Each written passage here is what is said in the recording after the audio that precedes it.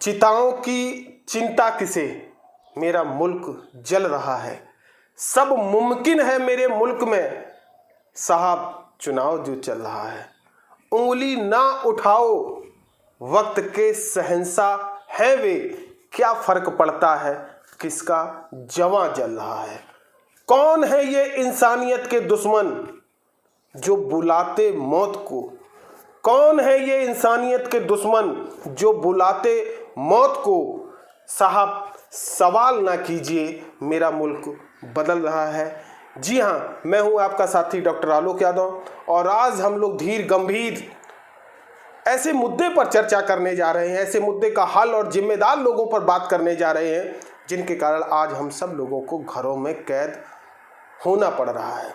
मेरा ये वीडियो किसी प्रकार से किसी को आतंकित करने का नहीं, जबकि उन्हें धैर्य धारण और आत्मविश्वास बनाए रखने के लिए बनाया जा रहा है कि ये दिन भी कट जाएंगे हंसी खुशी और सावधानी से 2 गज की दूरी के साथ। लेकिन बात करना और चर्चा करना भी जरूरी होता है।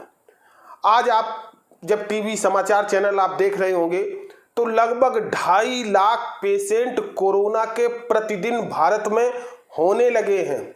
और यह बात मैं तब सच मान रहा हूं जब जी न्यूज भी यह बताने लगा है। आप जी न्यूज का स्क्रीनशॉट देख सकते हैं कि जी न्यूज ने भी यह घोषणा कर दी है कि भारत के लिए कोरोना एक बड़े संकट के रूप में सामने उभर के आया है। लेकिन हमारे टीवी चैनल जिस प्रकार से मरकज को पिछले कोरोना काल में ढूंढ लाए थे, जिम्मेदार मान लिया था, उस प्रकार से किसी को जिम्मेदार ढूंढ नहीं पा रहे हैं।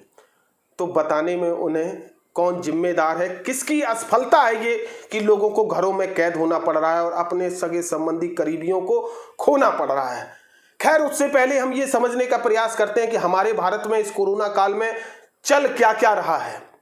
आप देखेंगे कि देश में बंगाल में विधानसभा चुनाव चल रहा है, जो 4 चरण अभी बकाया रह गए हैं। उत्तर प्रदेश में त्रिस्तरीय पंचायत चुनाव चल रहा है जिसमें 2 चरण पूरे हो चुके हैं, तीसरे चरण पे काम चल रहा है। तीसरा, उत्तराखंड में आप देख रहे होंगे लाखों लाखों लोग कुंभ में स्नान कर रहे हैं। और दूसरी तरफ आप देख रहे होंगे पंचायत चुनाव या लॉकडाउन, वीकली लॉकडाउन के कारण शहरों से मजदूर गांव की ओर पलायन कर रहे हैं। ये वो चीजें हैं, ये वे तथ्य हैं जिनके कारण कोरोना एकाएक हम सबके बीच में बहुत तेजी से पांव पसारने लगा है। जहां तक फर्स्ट कोरोना जो पिछले साल लगा था वो भी नहीं पहुंच पाया था, ये कोरोना वहां तक पहुंच गया है। खैर, इनके बीच में हम ये सोचे कि इस 1 साल 1 महीने में हमने क्या सीखा। हम सबके पास जब आपत्ति और विपत्ति आती है तो हमें कुछ ना कुछ सीख देके जाती है, हमें ये बता के जाती है कि आगे के लिए हमें अपनी रणनीति कैसे तैयार रखनी चाहिए। हो ना कभी ईश्वर का कृपा कि हमें फिर दोबारा उससे कभी संघर्ष करना पड़े। और ये कोरोना तो वैज्ञानिकों ने तभी कह दिया था कि अभी कोरोना से पीछा नहीं छूटेगा, ये किसी न किसी रूप में हमारे समाज में व्याप्त रहेगा। लेकिन हमने क्या किया, आप ये उत्तर मुझे जरूर दीजिएगा। भारत में बड़ी मात्रा पर हॉस्पिटलों का निर्माण हुआ क्या? भारत में बड़ी संख्या में डॉक्टरों को इसके लिए प्रशिक्षित किया गया क्या? भारत में बड़ी मात्रा पर कोविड सेंटर बनाने का एक प्रयास किया गया क्या? भारत में बड़ी मात्रा पर ऑक्सीजन के संयंत्र क्या स्थापित किए गए? शायद आपका जवाब आएगा नहीं। आखिरकार हमने क्या किया है? 1 साल 1 महीने में आपने समर्पण निधि दान दी है। एक बहुत अच्छे व्यक्ति ने मेरे पास एक व्हाट्सएप मैसेज भेजा, उसमें बड़ा द्रवित करने वाली बात लिखी कि आखिरकार हम हॉस्पिटल और शिक्षा के लिए लड़े ही कब थे? हॉस्पिटल और शिक्षा हमारे लिए मुख्य जरूरत थी ही कब?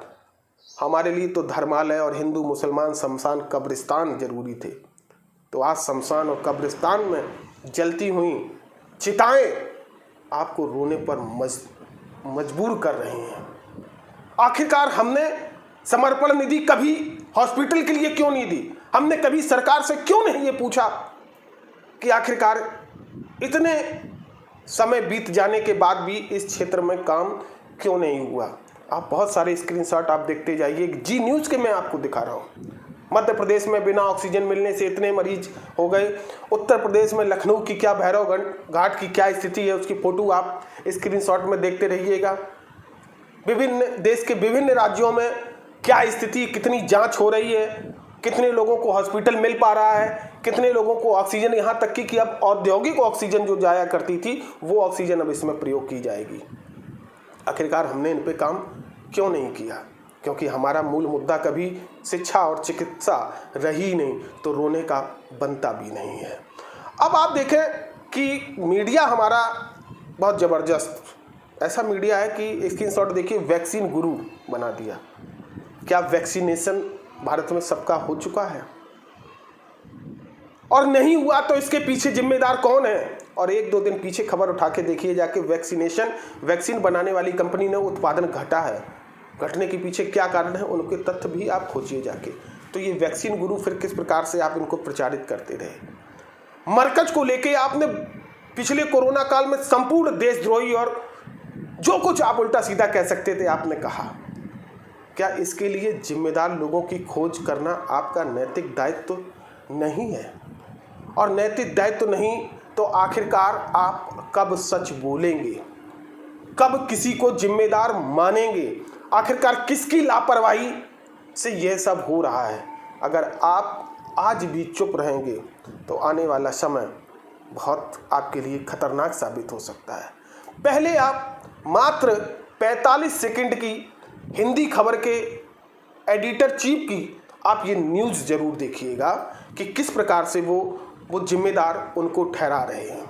अगर बच गए तो भगवान राम की कृपा, और मर गए तो इंतजाम तो पूरा नेताओं ने कर ही दिया है। और चुनाव आयोग हमारा अंधा है, बेशर्म चुनाव आयोग। अगर मेरे ऊपर मुकदमा होता हूँ जेल जाने को तैयार। भारत का चुनाव आयोग सबसे ज्यादा महामूर्ख और अंधा चुनाव आयोग है, मंदबुद्धि चुनाव आयोग, जिसमें बैठे चुनाव आयुक्तों को केवल मलाई चाटनी है, सत्ता की चाकरी करके अपनी पद स्थापना करानी है। आज यहाँ है, कल किसी और पद पे बैठेंगे, बुढ़ापा ठीक से कटेगा। शर्म आनी चाहिए चुनाव आयुक्तों को हमारे भारत देश के कि वो आम लोगों को कोरोना के मुंह में धकेल रहे हैं चुनाव के नाम पे। अरे क्या बिगड़ जाएगा अगर 6-8 महीना राष्ट्रपति। आपने देखा कि ऐसी मीडिया कर्मियों की आज मुझे जरूरत है जो सच को आईना दिखा सके, क्योंकि जब इंसानियत संकट में पड़ी हो तो इंसान को ही बोलना पड़ेगा, सही राह दिखाना पड़ेगा। और ये मान के चलिए आपको अपनी सुरक्षा करनी है। प्रशासन की बताई हुई गाइडलाइन को बहुत गंभीरता से आपको लेना है, क्योंकि आपके ही भरोसे हैं। आपको स्वयं अपनी रक्षा करनी है और ईश्वर निश्चित रूप से सभी को स्वस्थ रहेगा। सभी लोग शासन प्रशासन के बनाए हुए नियमों पर काम करेंगे। लेकिन इतना अंत में ज़रूर कि कमी को खोजिएगा जरूर, अपने मन मस्तिष्क में सोचिएगा जरूर कि आखिरकार यह दूसरी स्टेज कोरोना की किसकी गलती का परिणाम है, किस चुनाव का परिणाम है, कौन है इसके जिम्मेदार। इसी के साथ मैं आपसे विदा लेता हूँ। जय हिंद।